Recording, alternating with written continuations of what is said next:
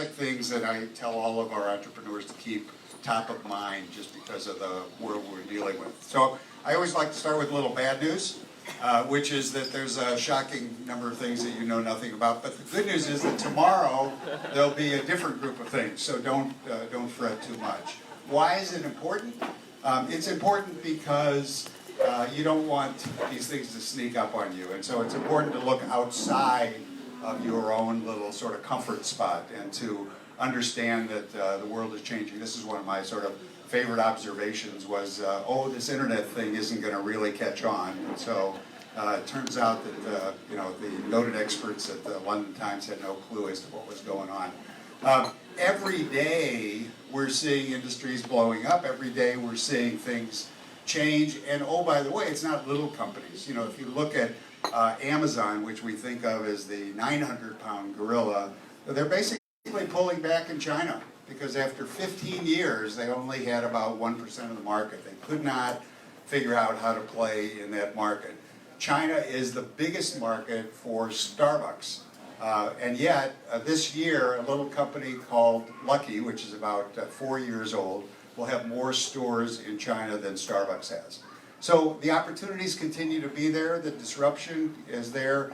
This particular success story was driven 100% by the nature of the user's desire to use their phones and mobility. It just changed the whole idea that you needed to be physically embedded in some big office building if people wanted to run up and grab their coffee and get on with it. And so Starbucks is changing their footprint throughout the rest of the world to sort of match what they had in China.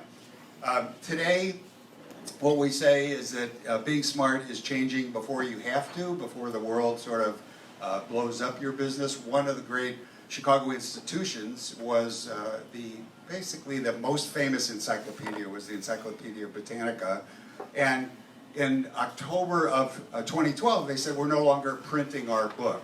But the significance of this was that by the time they did that, by the time they shut down the physical printing, they had migrated 85+% of their revenue to turn it into a digital set of solutions. And we're seeing that across the board. We're seeing the newspapers migrate, we're seeing libraries migrate. People basically don't change because it's a good feeling, they change because this pressure occurs. And the change isn't hard. What's hard is basically the fact that you were relatively good and relatively successful at what you set out to do, but it's not going to work going forward. And so what we say now is that it's not inventing the new solution, it's getting people to adopt it. And the biggest impediment, without a doubt, is their prior success. So we deal with every major Fortune 100 company and we tell them all, it's really important to be nervous. It's really important to be sort of looking over your shoulder because of the way things are changing and how quickly they're changing. If you want to check this out, take a minute to just look this up on your BlackBerry and you'll get some idea of where the world is. The other thing that's important to understand is today the consumer, especially in technology, has zero loyalty, zero brand loyalty with the possible exception of Apple. And so they don't really care who was first, they don't care who is most prominent, they care whose technology is best. And we have this pretty depressing sort of view of loyalty, which is that loyalty just means that I haven't seen somebody come along who does it better yet. And when I do, I'm gone. And so we're seeing business models change constantly. We're seeing that basically assets no longer are anywhere near as significant in terms of the scheme of things. In any industry you want to pick, they're all becoming asset light. It's all about access. In the automotive industry, which is really being blown up, we're seeing that you can get a car by the day, by the hour. You can share cars, all the manufacturers moving into the space. They're telling millennials, you don't have to worry about fuel, you don't have to worry about insurance, you don't have to worry about maintenance. And basically the migration that we're seeing is if you go to Detroit today, they don't say they're manufacturers, they say they're experts in mobility. And they're focused across all of that. And this shift is going to be really game-changing because the current projections are that they'll basically be out of the manufacturing part of this industry, focusing much more on smarts and a lot less on steel. So that's automotive. We're seeing it just as much in hospitality. So with Airbnb and with all of these different companies coming along, And this year, most of the major chains in the United States will announce that they have a backdoor partnership with Airbnb. And the reason is pretty simple. The reason is you don't want to have rooms going empty when Airbnb is sitting on a fire hose of opportunity and demand that could help you fill those rooms. They learned this lesson, of course, from the airlines, which would rather have $1 of revenue in a seat than have a seat empty. But the real disruption, the really sort of frightening prospect of what's going on is to look at the headcount of these companies. So today, Marriott and Hilton combined about 400,000 employees. Airbnb, 12,000 employees. And you wonder what those folks are going to do going forward. What's the future going to look like in terms of tens of millions of jobs that are going to be transformed by technology and tens of millions of people that are going to be displaced? And how are we going to train them? How are we going to employ them? And what are we going to do to make them contributing citizens again to the economy? So this future thing is right now, I'll go back one slide. So this is Dick Tracy. The watch is here. The Jetsons, that vehicle is now here. We're using TSA, eye identification, all these kinds of things you can now put your car on by looking through the rearview mirror. Robots in abundance happening in every manner that you can imagine. They're taking inventory, they're moving things around. And here again, it's important to understand that the way the robots are operating is changing radically. And so every time we think we understand sort of the bar, here's something that the robots can't do, it turns out that next week the robots start to do exactly those kinds of functions. The count is in the hundreds of millions of dollars. It's not going to be easy. It's not going to be something that's going to change slowly, because that's not the way change is operating these days. And to take just a simple example, transportation, what we're seeing now is that all kinds of automation is entering into transportation. Now understand, some of these guys should get out of the truck. There's no question that these people are spending too much time in their vehicles. But you've got Uber, you've got Tesla, you've got Rivian moving into the space. And Amazon just bought several 100,000 trucks from this. This is a small startup in Chicago. UPS already using automated vehicles to do deliveries. And it's moving into retail. So in terms of the retail marketplace, and understand in the United States, 11 million cashiers will no longer have employment in the near future. That's more than we have in the way of teachers. So when you see an Amazon Go store, and when you understand that basically the consumer is now playing a different game, and the game is, we don't just expect you to meet our expectations, we expect you to blow us away. And so one of the simple equations that we use, and this is something that every company needs to keep sort of top of mind, is the actual experience, has to be better than their expectation. Very hard to do, constant raising of the bar. The bots are coming. These are lines of codes. They're eliminating millions of lines of code. They're eliminating jobs. They're eliminating costs. Just to give you an idea, in the area of legal, with smart contracts, we're able, using smart contracts, to avoid a lawyer saying, I've got to review all 800 pages. The truth is they have to just review the changes. And so that changes the game, that changes the economics dramatically. Facial recognition continues to grow and to be more and more powerful. And if you think it's easy to do facial recognition, to distinguish between the mutt and the muffin, it's not easy at all. Turns out it to be very challenging. My wife insisted on a gluten-free version of this slide, so here's a gluten-free version. But look, the message is this. The message is that if I can take your job and I can reduce it to a set of rules and a set of instructions, and if I can automate that, then you're not going to have a job much longer. That's true of x-rays, that's true of financial advisory services, and the real driver is speed.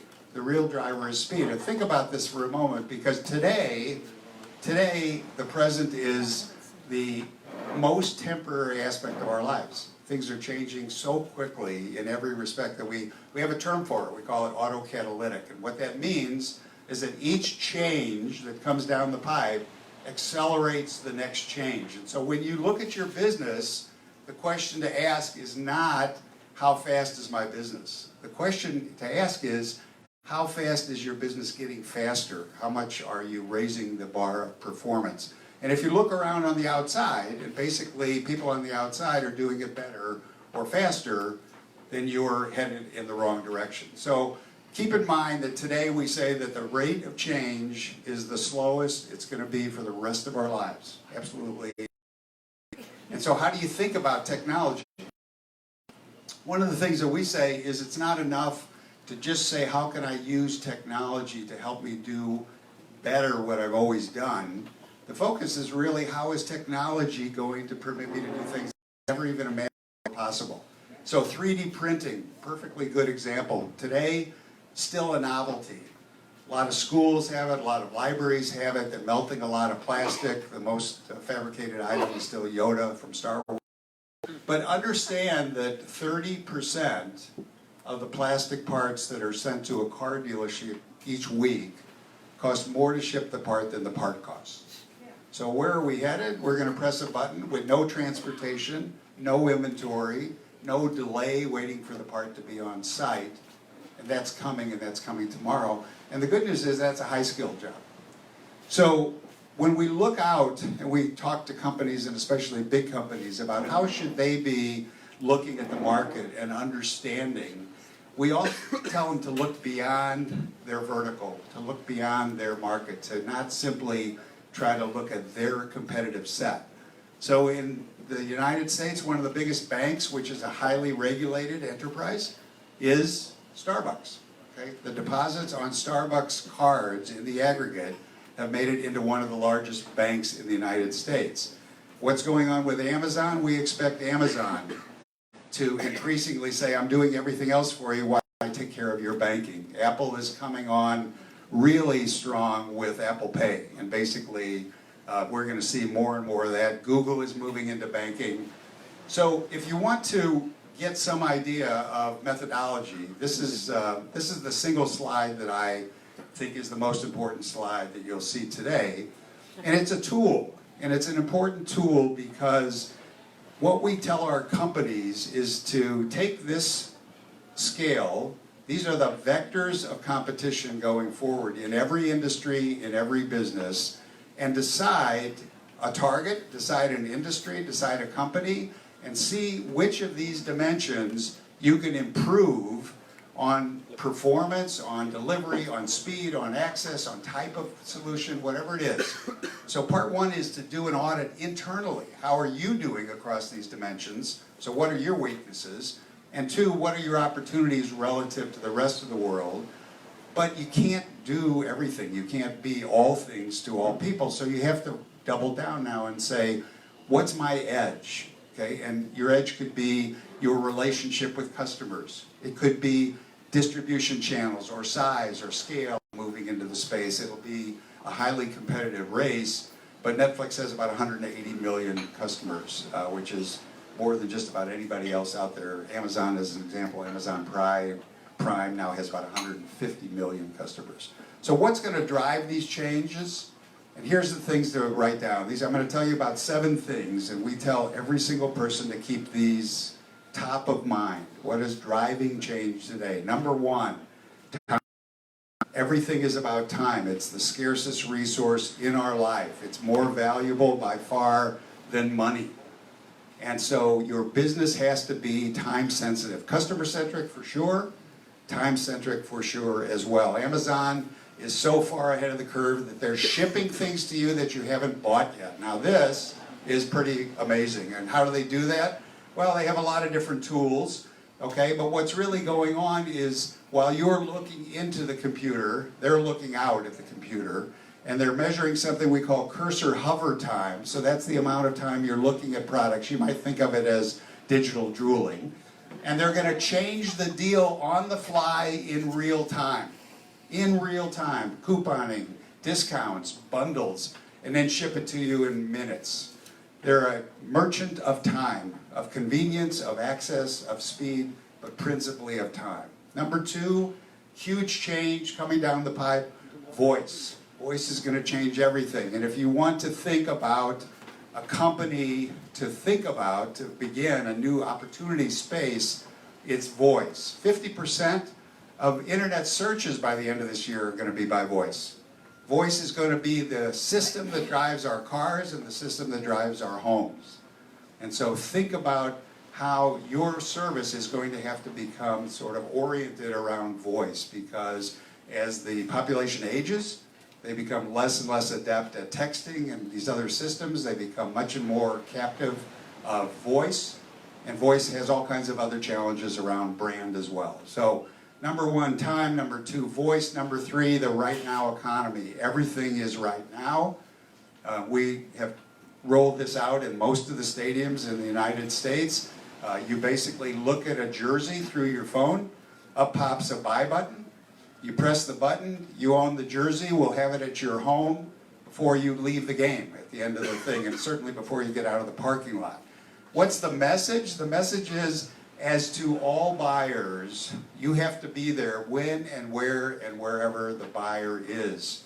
And this is true of consumers, it's also true of businesses. In medicine, we're seeing an amazing change around this idea of convenience as well. It wasn't so long ago that people thought that doctors were these magicians and you needed to go to the doctor and pay a lot of money and spend a lot of time. Now you can walk into any drugstore and get a flu shot for free, quickly, on your time, on your schedule, and without waiting. And it's the waiting that really is the key. New mall in the United States has a peculiar little thing. It has a kiosk in the parking lot.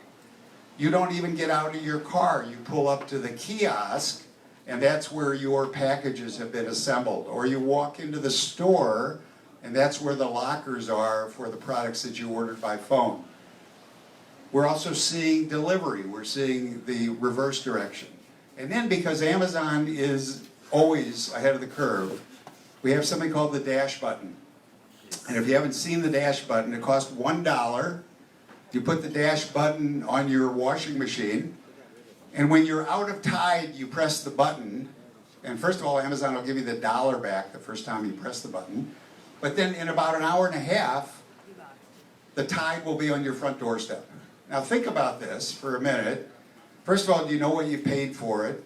No. Do you care? No. Are you going to wait till Saturday and go to the market? No. So about 200 manufacturers have already adopted these buttons, and you go into your pantry and you do your shopping.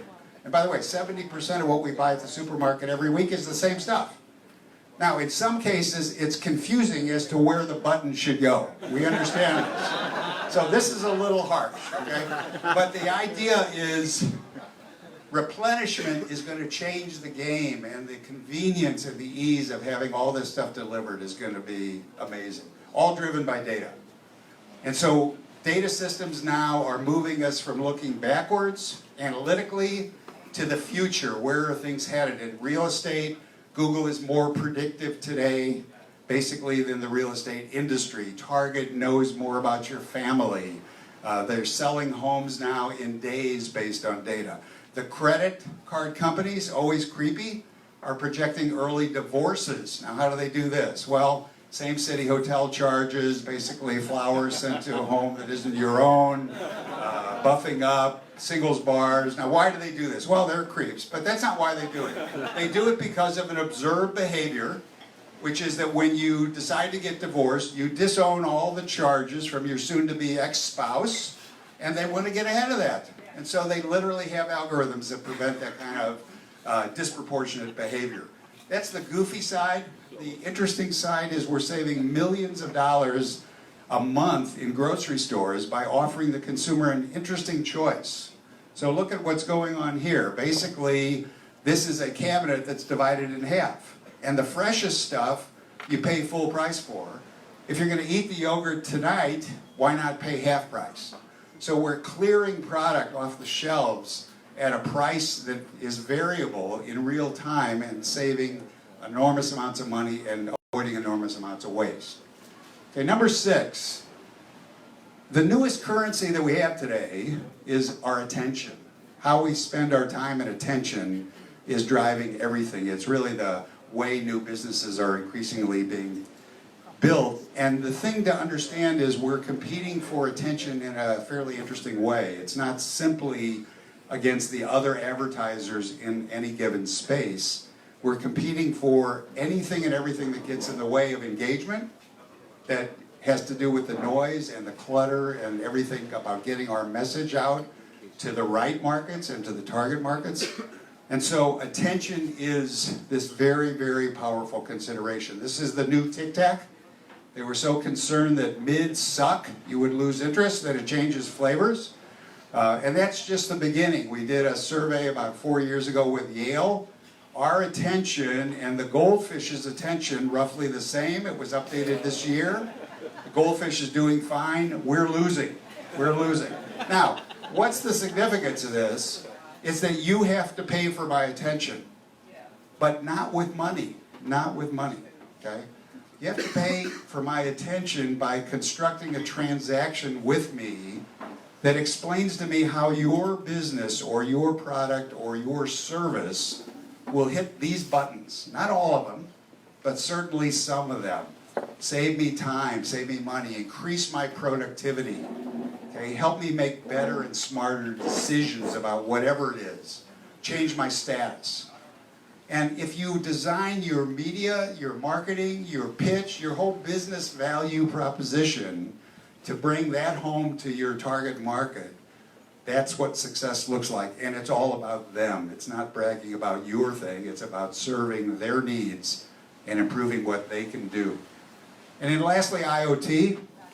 We used to call it IoT, now we call it IO everything. So the smart home is here. This is a big change too. We don't really understand what's going on in the home. In the old days in Chicago, we had a company started there called Nielsen. Nielsen kept track of media consumption in the home. They put a little box on top of your TV set, or they had a diary that you recorded your viewer habits in. Well, the game changed, and so today in the average home, we have 8.5 media devices. And so having this little thing sitting on top of the TV set doesn't do anything for anybody. So the new Nielsen is called ComScore. And what did they do? They picked up that little box and they moved it from the TV set to the router.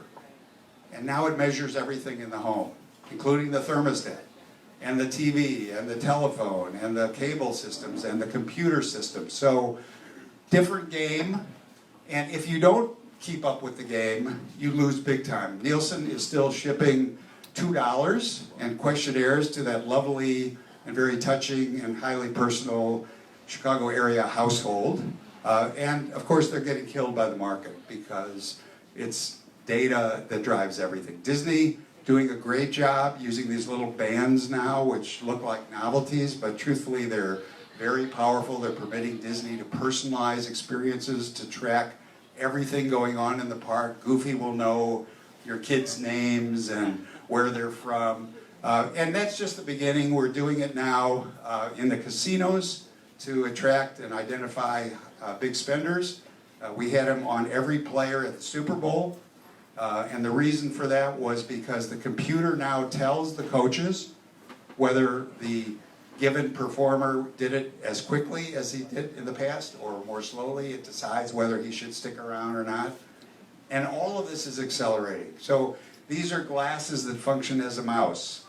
These are glasses that help blind people see images in front of them and then by audio tells them what they're looking at. This is a system that basically tells the nurse where to find your veins so they don't poke you a million times. This is a glove that translates sign language into speech.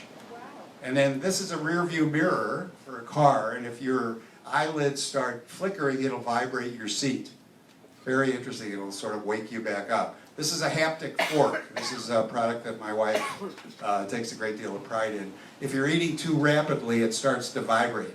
So it makes it hard to get the food in your mouth, and then you get the lecture that she spent all day cooking, and you should enjoy it. So the haptic fork, this is a spoon that offsets Parkinson's tremors, an umbrella that knows whether it's going to rain, a pill bottle that reminds you to take your pills, and then garbage cans. Who would imagine? So these garbage cans notify the trucks whether they need to be emptied or not. And in various cities, it's an astonishing process because the routes are dynamically developed every single day. And they serve the needs. And if you don't know this, UPS trucks don't turn left. Now this is interesting. They don't turn left because they run over people when they're at intersections, but also it takes more time. So their routes are developed in a fashion where every turn is a right-hand turn for all the deliveries they have to make, and that saved last year 10 million gallons of fuel by saying and sending them just where they needed to be. All of this is data-centric, but all of this is making the companies who employ these tools and technologies the leaders in their industries. And then lastly, a haptic wallet. It knows your budget, and as the month goes by, it gets harder and harder to open the wallet. Now, there turns out to be a husband and a wife version of this. Valentine's Day is coming up in the United States. Highly recommended. Last, we're drowning in content, in activity, in information, and the successful companies going forward are going to translate that into usable, business-centric information and help us to do a better job of living our lives, helping us to do a better job of whatever and everything that we do. And then they have to make it easy.